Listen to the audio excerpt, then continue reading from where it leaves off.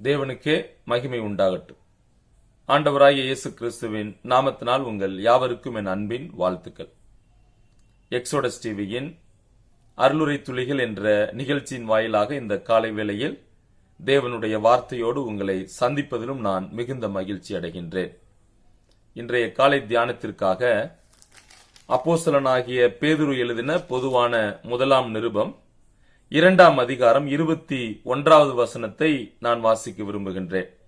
1 பேதுரு 2ஆம் அதிகாரம் 21ஆம் வசனம்.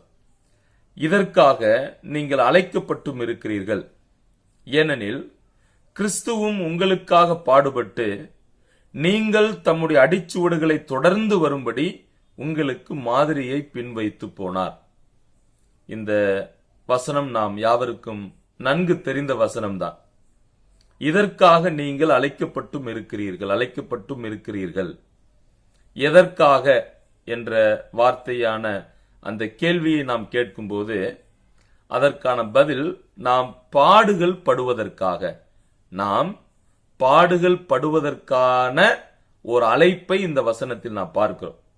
சரி, இந்த வசனத்தினுடைய பின்னணி நிச்சயமாக நீரோ மன்னனை குறித்து சொல்லக்கூடிய ஒரு பின்னணி. ஏனென்றால் அன்றைய நாட்களில் யூத கிறிஸ்தவர்கள் பல இடங்களில் சிதறடிக்கப்பட்ட நிலையில் அவர்கள் ரோம சாம்ராஜ்யத்திற்குள்ளாக அவர்கள் வாழ்ந்து கொண்டிருந்த சமயத்தில் கிறிஸ்தவர்கள் அதிகமாக துன்புறுத்தப்பட்டார். யாரால் என்று கேட்டால் நீரோ மன்னனால். இந்த நீரோ மன்னன் கிறிஸ்தவர்களை அடக்க முயற்சித்தான். அதாவது கிறிஸ்தவர்கள் மீது பழி போட நினைத்தான். அதனால் என்ன செய்தார்? ரோம் நகரை அவர் தீக்கொளுத்தி அந்த பழியை ஒன்றும் செய்யாத கிறிஸ்தவர்கள் மீது அவன் சுமத்தினான். சரி, அப்படி அவர்கள் அந்த குற்றத்தை அவர்கள் மீது சுமத்தினாலும் ஆண்டவருக்காக பொறுமையோடு அந்த உபத்திரவங்கள் பாடுகளை அவர்கள் சகித்தார்கள். எனவேதான் பேதுரு அந்த ஒரு பின்னணியை வைத்து இங்கே சொல்லுகிறார். என்ன அப்படின்னா, நீங்கள் குற்றம் செய்து அடிக்கப்படும் போது பொறுமையோடு சகித்தால் அதனால் என்ன கீர்த்தியுண்டு? நீங்கள் நன்மை செய்து பாடுபடும் போது பொறுமையோட சகித்தால் அதுவே தேவனுக்கு முன்பாக பிரீதியாக இருக்கு அப்படின்னு சொல்லிட்டு இங்கே அவர்களுக்கு கொடுக்கப்பட்ட அழைப்பை சொல்லுகிறார். என்ன அழைப்பு? நாம் பாடுகள் படுவதற்காகவே அழைக்கப்பட்டிருக்கிறோம். அப்ப ஒரு கிறிஸ்தவருடைய வாழ்வில் பாடுகள் வருதல் என்று சொல்லும் போது அது ஒரு புதுமையான காரியமாக இல்லை. இதே பகுதியில இதே புத்தகத்தில் பேதுரு சொல்லுகிறார், இப்படிப்பட்ட பாடுகள் உங்களுக்கு வரும்போது அதை புதுமை என்று திகையாமல் அப்படின்னு சொல்றார். அப்ப ஒரு கிறிஸ்தவன் அல்லது கிறிஸ்தவருடைய வாழ்வில் நிச்சயமாக பாடுகள் உபத்திரவங்கள் இருக்கும். அப்ப என்னுடைய வாழ்வில், அதாவது கிறிஸ்தவன் என்ற முறையில் தேவனுடைய பிள்ளையாக எனக்கு பாடுகள் ஏன் வருகிறது, கஷ்டங்கள் ஏன் வருகிறது, உபத்திரவங்கள் ஏன் வருகிறது என்று நாம் கேள்வி கேட்கிறோம் பல நேரங்களில். அதற்கான பதில் தான் இங்கே பேதுரு சொல்லுகிறார். என்ன அப்படின்னா, நீங்களும் நானும் பாடுகள் படுவதற்காகவே அழைக்கப்பட்டிருக்கிறோம். அதற்கு உதாரணத்தை பேதுரு சொல்றாரு. ஆண்டவராகிய இயேசு கிறிஸ்துவை உதாரணமா வச்சு சொல்றார். ஏன்னா ஆண்டவராகிய இயேசு கிறிஸ்து கூட அவர் பாடுபட்டார். நீங்கள் தம்முடைய அடிச்சூடுகளை தொடர்ந்து வரும்படி உங்களுக்கு மாதிரியை பின் வைத்து போனார். அப்ப இயேசு கிறிஸ்து நம்முடைய வாழ்க்கைக்கு அல்லது நமக்கு எல்லாவற்றிலும் முன்மாதிரியாக இருக்கிறார். எல்லாவற்றிற்கும் நாம் ஒருவரில் ஒருவர் அன்பு கூறக்கூடியதாக இருக்கட்டும், ஒருவரை ஒருவர் மன்னிக்கக்கூடிய விஷயமாக இருக்கட்டும், ஒருவருக்கொருவர் நாம் மனதுருக்கத்தை காண்பிக்கக்கூடிய விஷயமாக இருக்கட்டும். சோ எல்லா காரியங்களுக்கும் இயேசு கிறிஸ்துவே நமக்கு எடுத்துக்காட்டாக இருக்கிறார். அந்த விதத்தில் பாடுகள் படுவதற்கும் இயேசு கிறிஸ்து நமக்கு முன் உதாரணமாக இருக்கிறார். சரி, இங்கே ஒரு வித்தியாசமான அழைப்பை நான் பார்க்கிறோம். வேதத்தில் பல அழைப்புகளை நான் பார்க்கிறோம். நீங்களும் நானும் எதற்காகவெல்லாம் அழைக்கப்பட்டிருக்கிறோம் என்று வேத புத்தகம் பல இடங்களில் சொல்லுகிறது. உதாரணமா இதே வசனத்துல 1 பேதுரு 2:20-21, 3ஆம் அதிகாரம் 8-9 நாம் நன்மை செய்ய அழைக்கப்பட்டிருக்கிறோம். We are called to do good. நாம் நன்மை செய்ய அழைக்கப்பட்டிருக்கிறோம். ரோமர் 10ஆம் அதிகாரம் 9வது வசனம், 2 தீமோத்தேயு 3:15, 1 யோவான் 3:23 நாம் அவரை விசுவாசிப்பதற்காக அழைக்கப்பட்டிருக்கிறோம். நாம் விசுவாசிக்க அழைக்கப்பட்டிருக்கிறோம். ரோமர் 1ஆம் அதிகாரம் 6-7 போன்ற வசனங்கள், 1 கொரிந்தியர் 1:9 அப்புறம் வெளிப்படுத்தல் 17:14 இந்த வசனங்களில் நாம் கிறிஸ்துவுடன் ஐக்கியமாக இருப்பதற்காக நாம் அழைக்கப்பட்டிருக்கிறோம் என்று நாம் வாசிக்கிறோம். சோ கிறிஸ்துவுடனான ஐக்கியத்திற்கான ஒரு அழைப்பை அங்கே பார்க்கிறோம். 1 தெசலோனிக்கேயர் 4:7 அப்புறம் 2 தீமோத்தேயு 1:8-9 இதே புத்தகம் 1 பேதுரு 1:15-16 நாம் பரிசுத்தத்திற்கான ஒரு அழைப்பை பெற்றிருக்கிறோம். நாம் பரிசுத்தமாக வாழும்படியான ஒரு அழைப்பை நாம் பெற்றிருக்கிறோம். எபிரேயர் 5:1-4 அவருடைய திருப்பணியை செய்ய, அவருடைய வேலையை செய்ய நாம் அழைக்கப்பட்டிருக்கிறோம். எபேசியர் 1:17-18 போன்ற வசனங்களில் நம்பிக்கைக்காக நாம் அழைக்கப்பட்டிருக்கிறோம். அதாவது அவர் மீது நாம் நம்பிக்கை வைக்க வேண்டும் என்பதற்காக நாம் அழைக்கப்பட்டிருக்கிறோம். 1 பேதுரு 2:9 நாம் வெளிச்சத்திற்கு அழைக்கப்பட்டிருக்கிறோம். 1 கொரிந்தியர் 7:15 அப்புறம் கொலோசையர் 3:15 சமாதானத்துக்கான ஒரு அழைப்பை நாம் பார்க்கிறோம். சரி, இவ்வளவு அழைப்புகள் வேதத்தில் இருக்கிறது.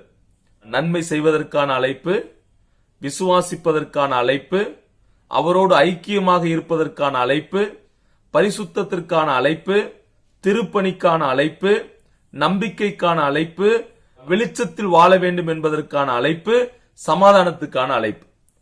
சரி, இந்த அழைப்போடு தான் நாம் வாசித்த இந்த வசனத்தில் வரக்கூடிய அழைப்பும் வருகிறது. என்ன அழைப்பு இங்கே? You were called to suffer. நீங்களும் நானும் பாடுகள் படுவதற்காக நாம் அழைக்கப்பட்டிருக்கிறோம். அப்ப நிச்சயமாக கிறிஸ்தவர்களான நமது வாழ்வில் தேவன் பாடுகளை, உபத்திரவங்களை அவர் அனுமதிக்கிறார். அப்ப நமது வாழ்வில் பாடுகள் வரும்போது அதை நாம் சந்தோஷமா ஏற்றுக்கொள்ள வேண்டும். என்ன காரணம் என்று கேட்டால், இந்த உலகத்தில் வரும் பாடுகள் அது நிரந்தரமானது அல்ல.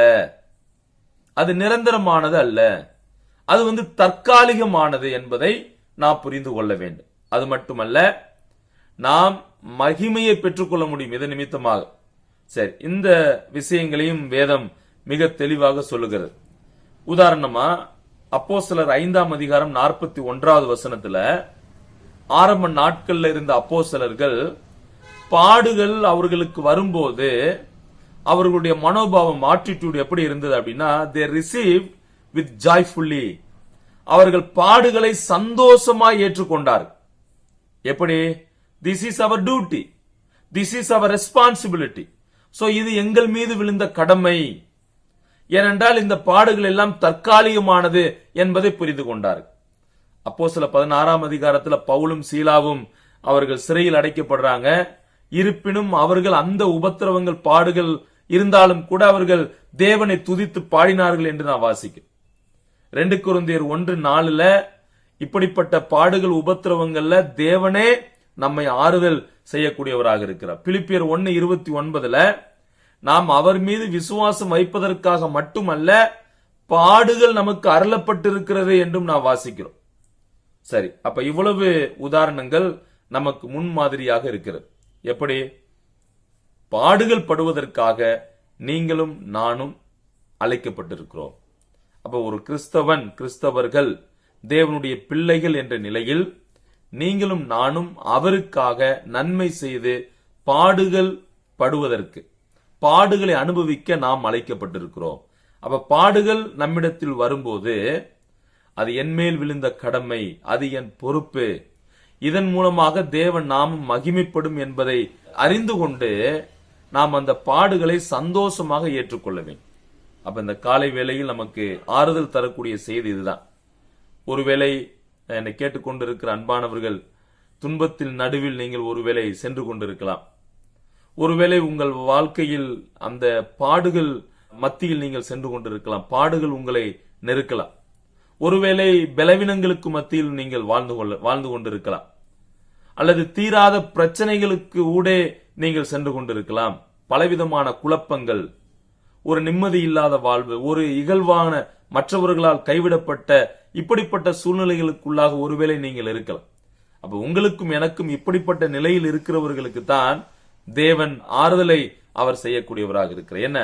நீங்களும் நானும் ஆண்டவருக்காக நாம் பாடுகளை அனுபவிக்க வேண்டும். அப்ப பாடுகள் நம்முடைய வாழ்வில் வரும்போது இது தற்காலிகமானது என்பதை உணர்ந்து இதன் மூலமாக தேவன் நாமம் மகிமைப்படும், தேவனே இதை அனுமதிக்கிறார் என்பதை உணர்ந்து பாடுகள் நம் வாழ்வில் வந்தாலும் அப்போஸ்தலர்களைப் போல சந்தோஷமாய் ஏற்றுக்கொண்டு அவருடைய நாம மகிமைக்காக வாழ ஆண்டவர் நமக்கு உதவி செய்வாராக. தேவனுடைய நாமம் மகிமைப்படட்டும். ஆமென்.